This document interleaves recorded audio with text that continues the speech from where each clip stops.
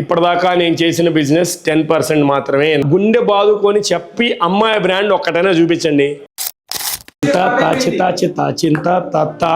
Video కదా. నేను మన దగ్గర ప్రీఫిల్డ్ టబ్స్ ఉన్నాయి ఫ్రీజర్ లో, మన ఆర్గానిక్ క్రీమరీ స్టోర్స్ లో ఐస్బర్గ్ టబ్స్ ఎక్కడో దగ్గర మీరు చూసుంటారు. అవి నేను 2019లో చేసిన డిజైన్స్. అవి మీకు ఆ డిజైన్ బాగానే ఉందని కొంతమందికి అనిపించుండొచ్చు, కొంతమంది ఏంది ఇది ఇంకా అవుట్డేటెడ్ అని మీకు అనిపించుండొచ్చు. ఎస్, నాకు కూడా అవుట్డేటెడ్ అని అనిపిస్తుంది. అది ఎలాగంటే అది ఎప్పుడో చేసిన డిజైన్స్ కదా. నాకు కూడా పెద్ద పెద్ద బ్రాండ్స్ మార్కెట్లో ఫండెడ్ స్టార్టప్స్ నా కాంపిటీటర్స్ బ్రాండ్ ప్రోడక్ట్లు అన్ని చూసినప్పుడు we need to excel something అనిపిస్తుంది. So that is the reason మన హిమాయత్ నగర్లో ఈ టబ్బులు మాకప్లు అన్నీ కూడా పెట్టాము, చిన్న సెల్ఫీ స్పాట్ లాగా. వాట్ మై పాయింట్ ఈజ్, నాది ఇంకా కూడా ఇప్పటిదాకా నేను చేసిన బిజినెస్ 10% మాత్రమే. 90% ఈజ్ యెట్ టు సీ.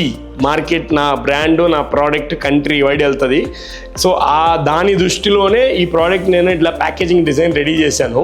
ఈ టబ్బులో ఏం జరుగుతుంది, ఫస్ట్ ఐ పుల్ చేయడానికి కలర్ ప్యాలెట్ చాలా రిచ్గా పెట్టాం, అంటే ఎక్కడున్నా కూడా ఏంటి ప్రోడక్ట్ అని మీరు చూడడం కోసం. రెండోది ఇంగ్రీడియంట్ స్టోరీ FSSAI కాంప్లియన్సెస్ మేరకు వెనక పక్క ఎక్కడో న్యూట్రిషనల్ టేబుల్ దగ్గర ఈ ఆర్తార్ ఇంగ్రీడియంట్స్ అంటారు. నేను ఎప్పటి నుంచో క్లీన్ లేబుల్ అని కొట్టుకుంటా ఉంటాను కదా. సో ఆ క్లీన్ లేబుల్ని దృష్టిలో పెట్టుకొని ఆ ఇంగ్రీడియంట్ స్టోరీని ఫ్రంట్ ఫేస్కి తీసుకొచ్చి ఫ్లేవరు, బ్రాండ్ నేము, ఇంగ్రీడియంట్స్ ఫ్రంట్ ఫేస్ ఇవే కనిపిస్తాయి. యావత్ భారతదేశంలో ఐస్ క్రీములు ఇలాగా గుండె బాదుకొని చెప్పి అమ్మాయి బ్రాండ్ ఒక్కటైనా చూపించండి.